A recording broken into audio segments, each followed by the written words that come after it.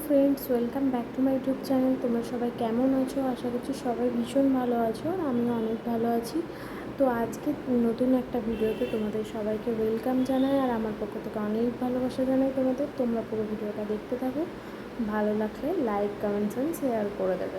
যারা যারা আমার চ্যানেলটা নতুন দেখছো তারা একটু সাবস্ক্রাইব করে দেবে। তো আজকের রেসিপিটা হচ্ছে নিরামিষ পোস্ত। তো দেখো, আমি কড়াইতে প্রথমে জিরে আর লঙ্কা দিয়ে আলুগুলোকে ভেজে নিলাম। আর আলুগুলোকে ভেজে নিতে নিতে আমাকে দিয়ে দিতে হবে নুন। আমরা অনেকেই আবার হলুদ দিয়ে থাকি, কিন্তু আমরা দিয়ে না। হলুদ দিলে কীরকম যেন লাগে, একটা ভালো লাগে না খেতে, তাই আমরা হলুদটা অতটা দিই না পোস্ততে। তো দেখো, আলুটা ভেজে আমি প্রথমে আলুটাকে সেদ্ধর জন্য একটু জল দিয়ে ঢাকা দিয়ে দেবো।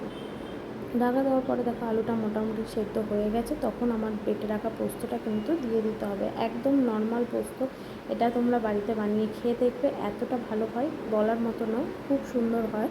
আর নিরামিষের দিনে এই পোস্ত দিয়ে কিন্তু সব কিছুই খাওয়া চলে যাবে। তো দেখো, আমি পোস্ত বাটাটা দিয়ে দিলাম ফাইনালি। আর পোস্তটা দেখো এরভাবে নাড়াচাড়া করে আমাকে একটু সেদ্ধ হতে দিতে হবে। দেওয়ার পরে দেখো পোস্তটা আমার রেডি হয়ে গেছে। তো তোমরা পুরো ভিডিওটা দেখে আমাকে অবশ্যই জানাবে কমেন্টে কেমন লাগলো। দেখা হচ্ছে পরের ভিডিওতে।